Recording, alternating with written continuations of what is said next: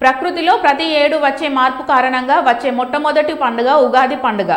ఈ పండుగ పల్లెలు పట్టణాలు అనే తేడా లేకుండా అన్ని చోట్ల తీపి, పులుపు, కారం, ఉప్పు, వగరు, చేదు అనే 6 రుచుల కలయిక గల పచ్చడిని తీసుకుంటారు. ఉగాది పండుగ మన జీవితంలో ఎదురయ్యే మంచి, చెడు, కష్టసుఖాలను ఒకేలా స్వీకరించాలన్న సందేశాన్ని ఇస్తుంది.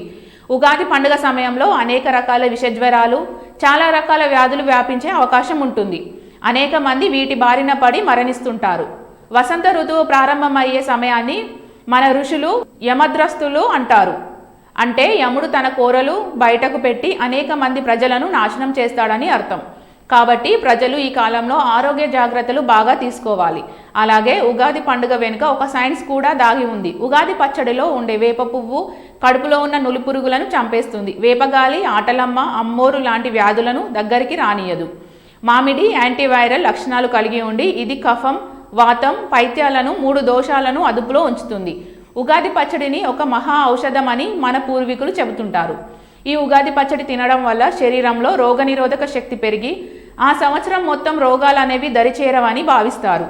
ఉగాది పండుగ రోజున శరీరానికి నువ్వుల నూనె పట్టించి నలుగుపిండితో చేసే స్నానం శరీరంలో ఉన్న విష పదార్థాలను తొలగిస్తుంది. ఉగాది కోసం ఇల్లు శుభ్రం చేస్తాం. పాత చెత్త, పనికిరాని వస్తువులు తీసేస్తాం. ఇల్లు చక్కగా కడిగి గడపకు మామిడి తోరణాలు, బంతిపూలు కడతాం. ఇలా శుభ్రం చేయడం వలన మన చుట్టూ ఉన్న వాతావరణం నుంచి మనకు రోగాలు సంక్రమించే అవకాశం తగ్గిపోతుంది. ఆయుర్వేద శాస్త్రం ప్రకారం ఉగాది పచ్చడిని నింబ కుసుమ భక్షణం, అశోక కలికా ప్రాశనం అని పేర్లతో వ్యవహరించేవారు. ఋతువులలో వచ్చే మార్పుల కారణంగా మనకు వచ్చే రోగాల నుండి రక్షణగా ఈ పచ్చడిని ఔషధంగా తీసుకోవడం ఆనవాయితీగా మారింది.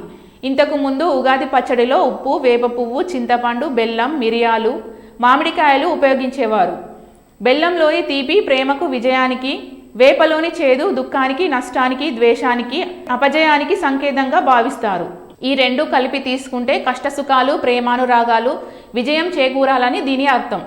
ఈ కొత్త సంవత్సరం మీకు, మీ కుటుంబ సభ్యులకు మంచి చేకూరాలని కోరుకుంటూ తెలుగు నూతన సంవత్సర ఉగాది శుభాకాంక్షలు.